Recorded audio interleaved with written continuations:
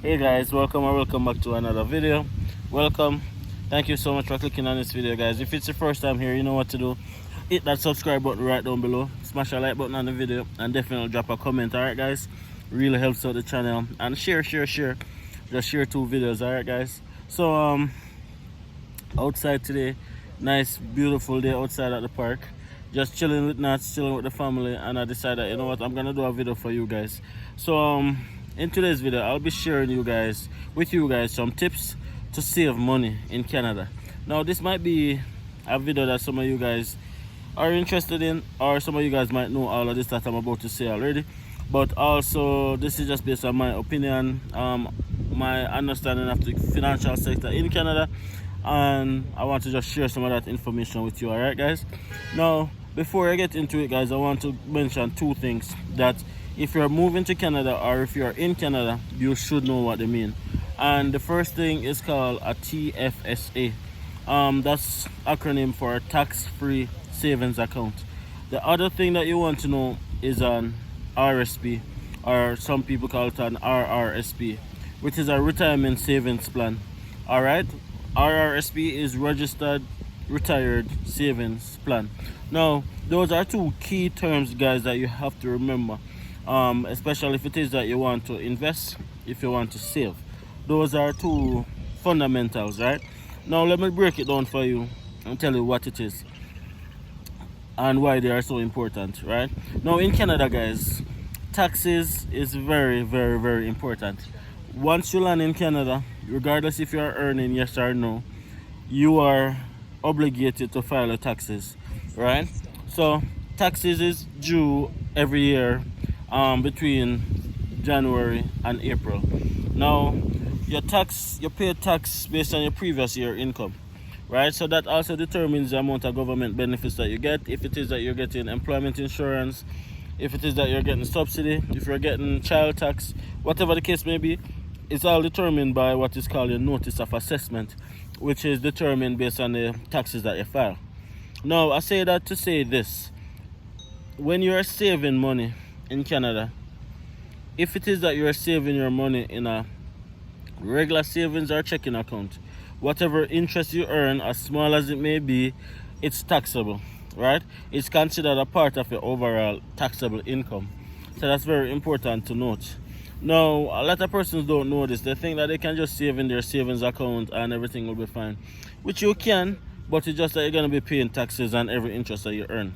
Now a TFSA, or a tax-free savings account, it's really, as it suggests, it's a tax-free savings account. It's a type of savings account that if you put your money in there, whatever interest you earn on it, you don't pay interest on it. But there's a limit to the amount that you can contribute per year, right? Like you can only contribute up to $6,000 per year after your 18th birthday. Every year kind of change, sometimes 6,500, sometimes 5,500. So you can't put like all of your money in your tax-free savings account because there's a limit to what you can contribute per year. Now a tax-free savings account has a number of different ways you can invest into it. You have the regular tax-free savings account, which is just regular, and you have tax-free savings account that you can put into a GIC, which is pretty technical, I know, but it's very simple. Putting your money into a GIC, it gives you more interest on your money, but it's usually fixed, right? So you have like a 18-month GIC, you have a 12-month GIC, you have a 6-month GIC, you have a 2-year GIC kind of thing, and you can't touch that money. You cannot touch that money until the time passes, right? Under no circumstances you can touch that money until the time passes, because remember now, you get it at a better interest rate when you lock it in, right? Now the banks will influence you to put your money into a GIC, because what it does, it gives them that lump sum of cash over a period of time that they can then lend and get back interest and stuff like that. But anyways, it gives you more interest on the money when you put it into a GIC, right? So it's very important to note that if you're gonna put that money into a GIC, you're not gonna be able to touch it until the time passes. Now would I suggest that you start a TFSA? Absolutely I would. It doesn't hurt, and it's a good way to save. Do I suggest that you put it into a GIC? That's depending on you. Now as an immigrant, we need savings, but we also need cash. We need liquid cash because you know anything can come up at any time and stuff like that. So it's really up to you how long you lock it in for to a GIC or not. Alright guys. Now the other thing guys is an Rrsp. Now I would suggest that you start an Rrsp even above starting a Tfsa. And the reason why I say that is this. Now the amount of money that you invest in your Rrsp is predetermined by your notice of assessment. Your notice of assessment gives you the maximum amount that you can contribute to your Rrsp, right? Now everybody have a different amount based on their own tax that they file, based on their own notice of assessment.